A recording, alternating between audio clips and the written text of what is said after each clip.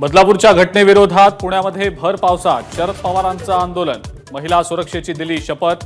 महिलांवरचे अत्याचार खपवून घेतले जाणार नसल्याचा दिला इशारा।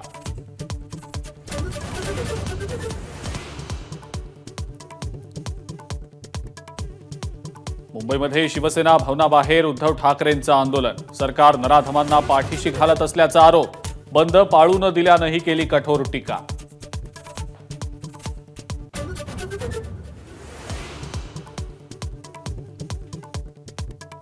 बदलापूर घटनेच्या निषेधार्थ राज्यभरामध्ये महाविकास आघाडीच्या नेत्यांचं आंदोलन। भाजपचंही आंदोलनानंच प्रत्युत्तर। मुंबई, पुणे, संभाजीनगर आणि अमरावतीत आंदोलन।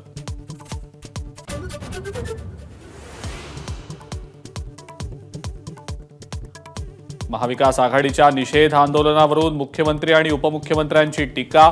विरोधकांच्या तोंडाला काळी पट्टीत चांगली दिसते, फडणवीसांची टीका।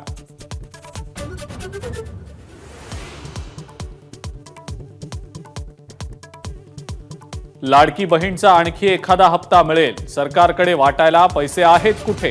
राज ठाकरेंचा टोला, तर लोकांना काम द्या, ठाकरेंचा सल्ला।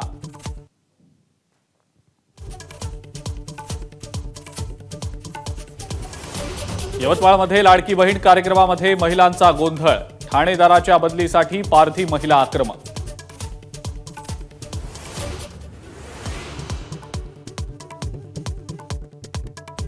आदित्य ठाकरेच काय, शिंदे आणि फडणवीसांच्या मतदारसंघातही उमेदवार देणार।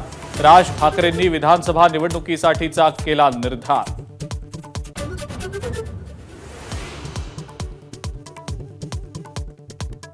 महाविकास आघाडीची महत्वाची बैठक। मुंबईतल्या विधानसभेच्या जागा वाटपाबाबत चर्चा।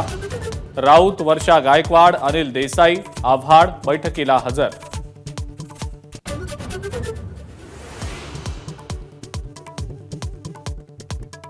बदलापूर प्रकरणी एसआयटीकडून 17 जणांची चौकशी। आरोपी अक्षय शिंदेंच्या 2 पत्नींचा जबाबही नोंदवला।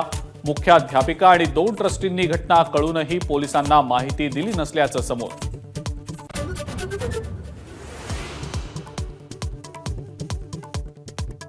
पुणे जिल्ह्यातल्या पौडजवळ हेलिकॉप्टर कोसळलं। 4 पैकी एका प्रवाशाची प्रकृती गंभीर। मुंबईहून हैदराबादला जात होतं हेलिकॉप्टर।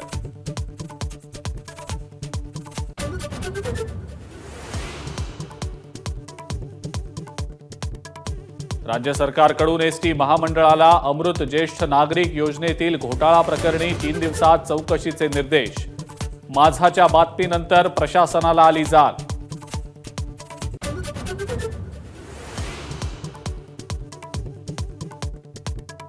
विश्रांतीनंतर राज्यात मुसळधार पावसाची हजेरी।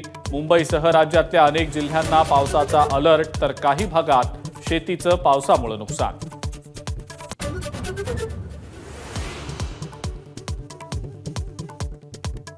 नाशकात मुसळधार पावसामुळे गोदावरी नदीच्या पाणी पातळीत वाढ। गोदाकाठावरील मंदिरांना पाण्याचा वेढा, लहान मंदिरं पाण्याखाली।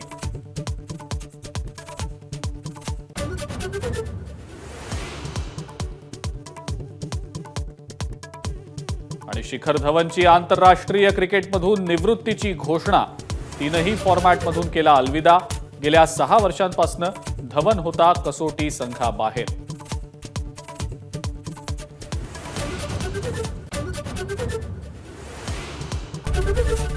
एबीपी माझा, उघडा डोळे बघा नीट।